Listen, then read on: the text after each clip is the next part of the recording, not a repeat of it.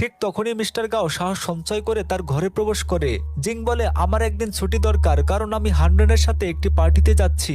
আমি এখন অনেকটা নিশ্চিত যে সে আমাকে পছন্দ করে। মিস্টার গাও উত্তর দেয়, স্বপ্ন দেখা বন্ধ করো, আমি কাল তোমাকে ছুটি দিচ্ছি না। জিং উত্তর দেয়, যদি তুমি আমাকে ছুটি না দাও আমি শুধু অসুস্থতার ছুটি নেব, কিন্তু আমি অবশ্যই পার্টিতে যাব। পরের দৃশ্যে মিস্টার গাও তার অ্যাসিস্ট্যান্টকে ফোন করে বলে, আমার একজন বন্ধু একটি মেয়েকে পছন্দ করে, কিন্তু সে মেয়েটি অন্য কাউকে পছন্দ করে। আমার বন্ধুটির কি করা উচিত? তার অ্যাসিস্ট্যান্ট শিয়া উত্তর দেয়, আমি জানি সে বন্ধুটি তুমি, এবং তুমি যে মেয়েটির কথা বলছো সে জিন। তার পছন্দগুলো বোঝার চেষ্টা করো এবং তাকে বোঝাও যে তুমিও মিষ্টি। এরপরে মিস্টার গাও জিংকে একটি ফাইট ক্লাবে নিয়ে যায়, কারণ সে মার্শাল আর্ট পছন্দ করে। তারা অনুশীলন শুরু করে এবং জিং তাকে বেশ মারধর করে। পরের দৃশ্যে মিস্টার গাও শিয়াকে বকা দেয় এবং বলে, তুমি আমাকে এমন বাজে বুদ্ধি দিয়েছিলে, তোমার জন্য আমাকে মার খেতে হয়েছে।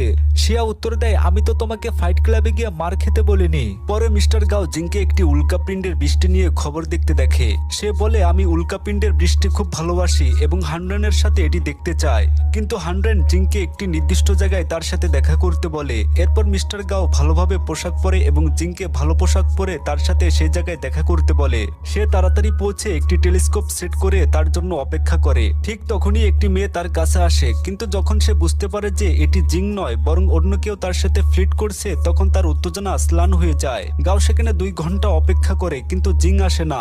বৃষ্টি শুরু হয়, তাই সে জিং এর কাছে ছুটে যায় এবং রাগান্বিতভাবে জিজ্ঞাসা করে, তুমি কেন আসোনি? সেই মুহূর্তে তার অ্যাসিস্ট্যান্ট শিয়া আসে এবং সবাই জানতে পারে যে শিয়া এমির প্রেমিক। এরপর তারা 4 জন একসাথে রাতের খাবার খেতে বসে, যেখানে 2টি কেক পরিবেশন করা হয় এবং এমি ও জিং তাদের কেক অদল বদল করে।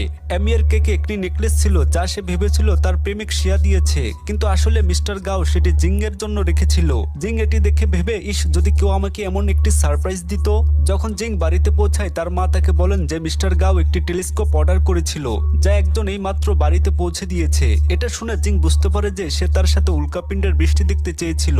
যখন মিস্টার গাও আসে, সে তাকে ধন্যবাদ জানায়, কিন্তু সে তাকে অপেক্ষা করে চলে যায়। পরের দিন সকালে যখন গাও ঘুম থেকে উঠে, সে দেখে যে জিং তার জন্য ওষুধ এবং চা রেখে গেছে, যা দেখে সে খুশি হয়। কিন্তু যখন সে জিংকে হান্ড্রেনের সাথে পার্টিতে যাওয়ার জন্য উত্তেজিতভাবে প্রস্তুত হতে দেখে, তখন তার মেজাজ খারাপ হয়ে যায়। সে তাকে সতর্ক করে বলে, তুমি যাই করো না কেন, হান্ড্রেন তোমাকে সেভাবে দেখবে না।